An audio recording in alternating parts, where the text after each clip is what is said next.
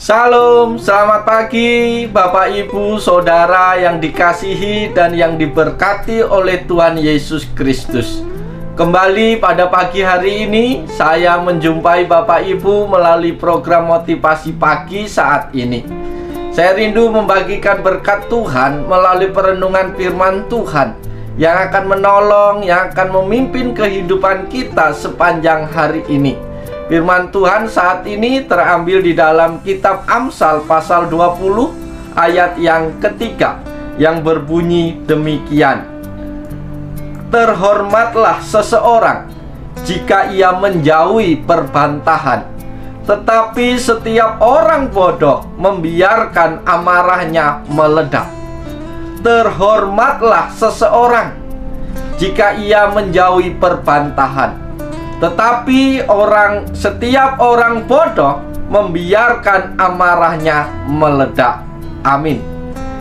Bapak Ibu Saudara yang dikasihi dan yang diberkati oleh Tuhan Yesus Kristus, perbantahan adalah suatu bentuk interaksi manusia dengan sesamanya, dan hal tersebut akrab dan tidak asing bagi setiap orang. Maka pada pagi hari ini saya rindu membagikan berkat Tuhan yang berkenaan dengan hidup menjauhi perbantahan. Salomo dalam tulisannya di Amsal ini menegaskan betapa pentingnya orang hidup menjauhi perbantahan. Ada beberapa hal penting yang dapat kita pelajari serta kita renungkan melalui firman Tuhan tersebut. Ada beberapa prinsip penting yang dapat kita pergunakan untuk menjauhi perbantahan. Bahkan ada banyak hal yang baik dan positif orang yang hidup menjauhi perbantahan. Oleh sebab itu, mari kita dengar pesan Tuhan pada pagi hari ini. Pesan Tuhan yang pertama adalah perbantahan dapat membahayakan diri sendiri. Kenapa demikian Bapak Ibu Saudara yang dikasihi Tuhan? Perbantahan dan kemarahan akan merugikan diri sendiri. Bahkan hal itu dapat membahayakan diri seseorang. Banyak terjadi orang yang marah menjadi sulit untuk mengendalikan dirinya. Akibatnya bisa melakukan suatu tindakan yang dapat merugikan diri sendiri. Bapak Ibu Saudara yang dikasihi dan yang diberkati Tuhan, maka jauhilah perbantahan, karena perbantahan itu berisiko besar untuk merugikan diri kita sendiri maupun juga merugikan orang lain. Di dalam perbantahan akan dapat menimbulkan pertengkaran, dan pertengkaran akan menimbulkan hal-hal negatif lainnya yang jauh lebih besar. Oleh sebab itu, mari kita sungguh-sungguh perhatikan bahwa perbantahan itu berbahaya untuk diri sendiri maupun untuk orang lain. Pesan Tuhan yang kedua bagi kita pagi hari ini adalah perbantahan membuat orang menjadi tidak terhormat. Seseorang yang mampu untuk menjauhi perbantahan akan lebih terhormat daripada orang yang tidak dapat mengendalikan amarahnya. Salomo menegaskan bahwa terhormatlah seseorang jika ia menjauhi perbantahan. Amarah dan perbantahan dapat membuat diri seseorang tidak dihargai. Orang cenderung melihat perbantahan dan amarah adalah sesuatu yang negatif dan buruk. Orang yang pandai, orang yang cerdik, orang yang terhormat, tetapi kalau suka berbantah-bantah dengan orang lain di dalam interaksinya, maka itu akan membuat dirinya menjadi tidak terhormat. Orang tidak menaruh hormat kepada kita, tetapi justru akan merendahkan kita. Maka jauhilah perbantahan, karena perbantahan itu membuat kita tidak terhormat di mata rekan-rekan dan orang lain. Itu pesan Tuhan yang kedua bagi kita. Pesan Tuhan yang ketiga bagi kita pagi hari ini adalah perbantahan membuat orang menjadi bodoh. Orang bodoh identik dengan orang yang tidak berpendidikan, atau tidak terpelajar, atau tidak berakal budi, atau tidak berhikmat.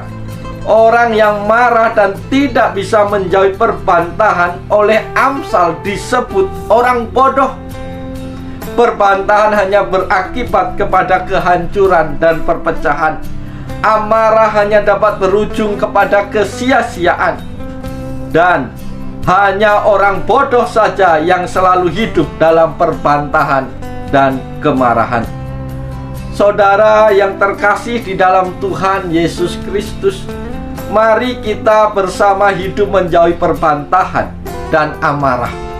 Sebab hal itu hanya membuat hidup kita menjadi bodoh dan tidak terhormat, bahkan bisa membahayakan diri kita sendiri.